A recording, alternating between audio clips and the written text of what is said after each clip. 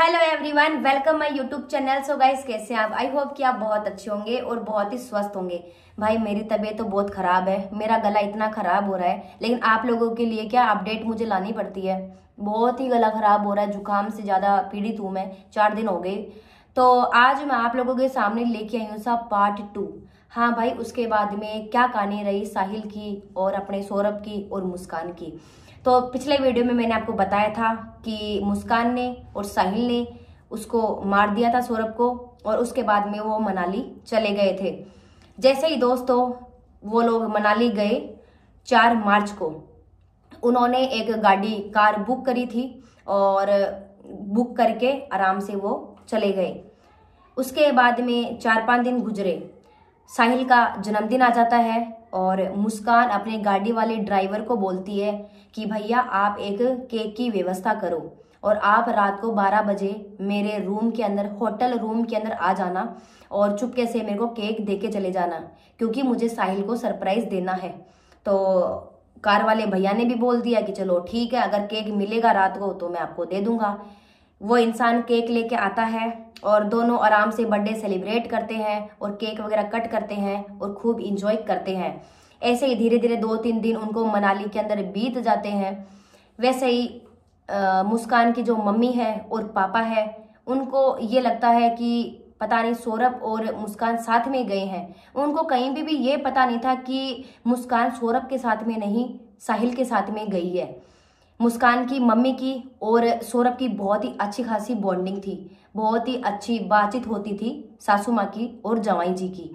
जैसे ही मुस्कान की मम्मी ने मुस्कान को कॉल किया कि बेटा मेरी बात करवा सौरभ से, तो मुस्कान कुछ ना कुछ बहाने बना लिया करती थी कि मम्मी अभी वो पार्टी में गए हैं, अभी वो कहीं बाहर गए हुए हैं। क्यों? क्योंकि अपने जो सौरभ है उसको पार्टी वार्टी का बहुत ही अच्छा मतलब एक एंजॉयमेंट करना चाहता था वो इंसान, बहुत ही ज्यादा शौक था उसको। तो धीरे धीरे घर वाले रोज उसको कॉल करते कि बेटा हमारी बात करवा दे, हमारी बात करवा दे जवाई से, लेकिन वो नहीं कराया करती थी। ऐसे ही दोस्तों सौरभ के माता पिता भी सौरभ को कॉल करते थे और वो रिसीव नहीं करती थी। सौरभ का फोन मुस्कान के पास में ही था। 1-2 बार सौरभ के माँ बाप ने और सौरभ के सास ससुर ने उसको कॉल करने की और एसएमएस करने की सोची। जैसे ही उन्होंने एसएमएस किया तो सौरभ का फोन वैसे भी मुस्कान के पास में ही था। मुस्कान ने रिप्लाई भी किया है कि मैं अभी काम कर रहा हूँ, मतलब उसके फोन से मुस्कान ही रिप्लाई करती थी उनके माँ बाप को।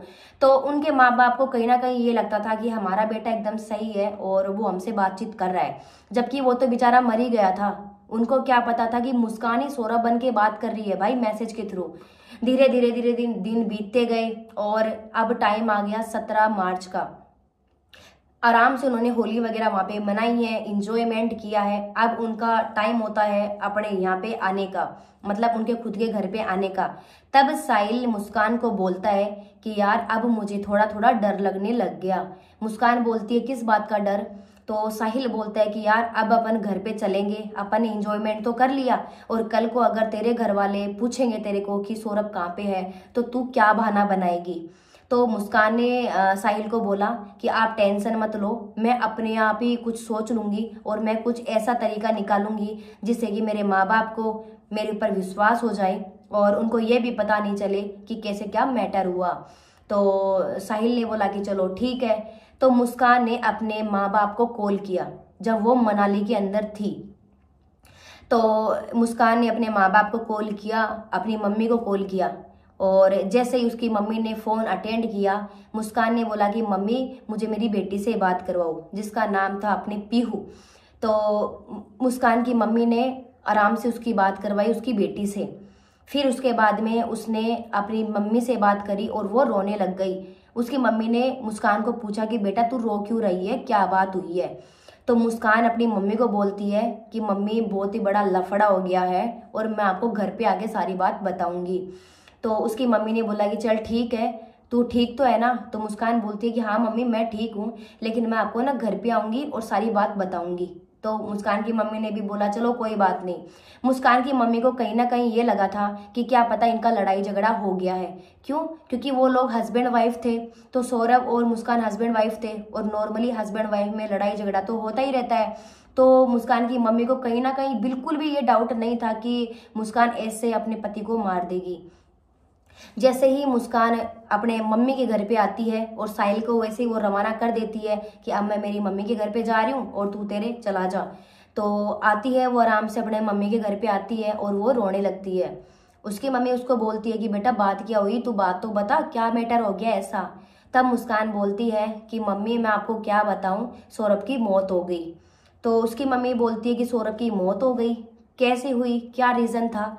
तो मुस्कान बोलती है कि मम्मी उसके मम्मी पापा आए थे मनाली के अंदर और हम इंजॉय कर रहे थे और उसके मम्मी पापा ने उसको जान से ख़त्म कर दिया। तो उसकी मम्मी बोलती है कि उसके मम्मी पापा ने जब उसको ख़त्म किया तब तू कहाँ पे थी, तू चिल्ला तो सकती थी, तू बोल तो सकती थी, तेरे मुंह में जबान नहीं थी। तब मुस्कान बोलती है कि मम्मा उन्होंने मेरे गर्दन के ऊपर चक्कू रख दिया था कि अगर तू भी चिल्लाएगी तो हम तेरे को भी जान से ख़त्म कर देंगे। लेकिन उसकी मम्मी को, उसके पापा को थोड़ा थोड़ा मुस्कान के ऊपर डाउट हुआ कि कोई भी माँ बाप अपने बच्चे को कभी भी नहीं मारेगा, ये आप लोगों को पता है और ये उसके माँ बाप को भी पता है। लेकिन उन्होंने भी एक मुस्कान से चालाकी करी। उसके पापा उसको, मुस्कान को बहुत ही ज़्यादा प्यार करते थे और मुस्कान अपने पापा से सारी बातें शेयर किया करती थी। उसके पापा उसको अलग कमरे में लेके गए और उसके पापा ने उसको बोला कि बेटा जो भी बात है तू मेरे को बता दे, अपन कड़ी से कड़ी कार्रवाई करेंगे, लेकिन एक बार तू बात तो बता मेरे को। तो मुस्कान ने अपने पापा को सारी बातें बताई कि पापा मेरे से एक गलती हो गई है। पापा ने बोला कि क्या गलती हुई है।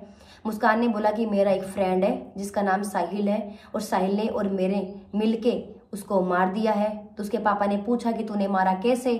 तो उसने सारी बातें बताई कि हम ड्रम लेके आए, ड्रम के अंदर सीमेंट डाली, उसके टुकड़े करे और हमने उसको मार दिया है। तो उसके पापा ने बोला कि उसको मारने का रीज़न क्या था। तो वो बोलती है कि मेरे को नशे की लत लग गई बहुत ही ज़्यादा और मैं नशे के बिना नहीं जी सकती हूँ, इस वजह से मुझे उसको मारना पड़ा। क्यों? क्योंकि मेरा हस्बैंड मेरे को नशा नहीं करने देता था और साहिल ने और मैंने, हम दोनों ने मिलकर उसको मारा है। पापा मेरे को बचा लो, मेरी बहुत ही बड़ी गलती हो गई, प्लीज़ आप मेरे को बचा लो। उसके पापा उसको बोलते हैं कि चल बेटा कोई बात नहीं, अगर तूने मारा है तो चलो कोई बात नहीं, लेकिन कभी ना कभी ये बात तो पुलिस के पास आएगी, ओपन होगी, तो एक काम कर अपन दोनों पुलिस थाने में चलते हैं। तो वो बोली कि पापा अगर अपन पुलिस थाने में चलेंगे तो वो तो सीधा मेरे को बंद कर देंगे। तो उसके पापा ने बोला कि बेटा हम तेरा नाम नहीं लेंगे कि तूने उनको मारा है, हम तेरे सास ससुर का नाम ले देंगे, यानी कि सौरभ के पापा मम्मी का नाम ले देंगे कि भाई वो आए और उन्होंने सौरभ को मार दिया, तो तेरे ऊपर कोई भी इंजाम नहीं आएगा, तेरे सास ससुर के ऊपर इंजाम आएगा और उन्हीं को ही पुलिस गिरफ्तार कर लेगी। तो उसने भी बोला कि चलो ठीक है। तो मम्मी पापा और मुस्कान को लेके थाने जाते हैं और थाने में जाके और पहले उसको अंदर करवाते हैं और उसके बाद में पुलिस से सारी बातें शेयर करते हैं कि ये हमारी बेटी नहीं, ये एक डायन है जिसने कि हमारे अच्छे खासे जवाई की मौत कर दी। उसके बाद में पुलिस को मुस्कान ने सारी बातें बताई। जब पुलिस ने मुस्कान को पूछा कि क्या मैटर हुआ तो मुस्कान वहाँ पे क्या करती, मुस्कान को बोलना ही पड़ा। मुस्कान ने सारी बातें पुलिस को बताई और उसके बाद में पुलिस ने उसको गिरफ्तार किया। साथ ही साथ उसको, साहिल को देखा कि वो कहाँ पे है। लास्ट के अंदर साहिल को भी पकड़ा गया था और उन दोनों को गिरफ्तार किया गया। अब इसमें गलती साहिल की भी नहीं है, इसमें गलती उस लुगाई की भी है। और वो गलती कैसे है? साहिल उसको मारना नहीं चाहता था। साहिल एक्चुअल में क्या था कि कोई वो जो षड्यंत्र करते ना, जादू टोना करते हैं, वो साहिल करता था।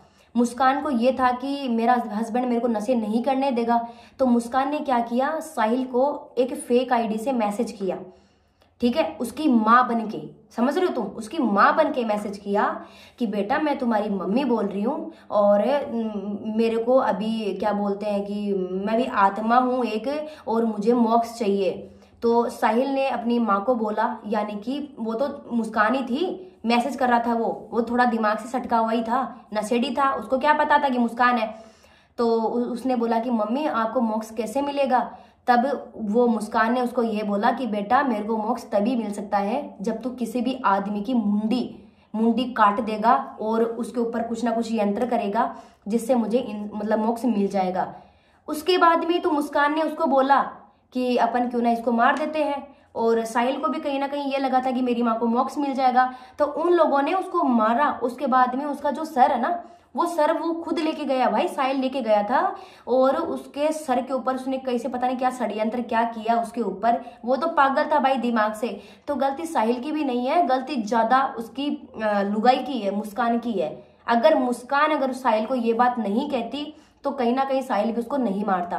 तो मुस्कान ने तो अपना फायदा देखा कि अपन नशा खा लेंगे पी लेंगे, और साहिल ने अपना फायदा देखा कि मेरी माँ को मोक्ष मिल जाएगा। लेकिन इसमें जिंदगी किसकी खराब हुई? इसमें सबसे ज्यादा जिंदगी खराब होती है हमारी मुस्कान की, ठीक है ना। वो घाट की रही और ना वो कहीं और की रही। तो इसलिए मैं आप लोगों से एक ही निवेदन करना चाहूंगी कि यहाँ पे हस्बैंड वाइफ का एक ऐसा पार्ट होता है कि लड़ाई झगड़े कॉमन है, बहुत सारी लड़ाई हो जाती है। मेरी भी इतनी सारी लड़ाई होती है मेरे हस्बैंड के साथ में, आप क्या मानोगे, हमारी डिवोर्स तक बात आ जाती है। इतनी लड़ाई करते हैं ना हम, इतनी लड़ाई करते हैं। एक दो बार तो मैं मेरे पति देव को छोड़ छोड़ के भी आ गई हूँ, ये भी होता है। लेकिन आप ऐसा कदम कभी भी आपको नहीं उठाना है। बाय चांस आपकी और आपके हस्बैंड की कभी कभी लड़ाई भी हो जाए ना, तो आप अपने पीहर चले जाओ, ठीक है, नाराज हो जाओ, अपने पीहर चले जाओ। लेकिन उसका मतलब ये नहीं है कि आप खुद सुसाइड कर लो, या फिर आप अपने हस्बैंड को मार दो, या आपकी लाइफ में कोई थर्ड पर्सन आ गया है। अगर आप एक लड़की हो और आपकी लाइफ में कोई दूसरा आदमी आ गया है जिससे कि आपको सबसे ज्यादा ऐसा लगता है कि हाँ भाई ये मेरे को प्यार करता है। एक आपको बात बता दूं कि जो थर्ड आदमी होता है ना, वो आपसे कभी भी प्यार नहीं करेगा। जो गैर मर्द होता है ना, वो एक शादीशुदा लड़की से कभी प्यार नहीं करता है। वो सिर्फ और सिर्फ उसके साथ में टाइम पास करता है। और वो टाइम पास क्यों करता है? उस इंसान को पता होता है कि ना तो इस लड़के से अपन को शादी करनी, और अगर मान ले वो गैर मर्द तुम्हारे साथ में अगर कुछ भी गंदा कर देगा ना, तो ना तो तुम अपने हस्बैंड को बताने लायक रहोगी और ना तुम अपने खानदान को बताने लायक रहोगी। तुम्हारे पास में खाली एक ही ऑप्शन रहेगा, या तो तुम सुसाइड कर लोगी या फिर क्या कहीं भाग जाओगी।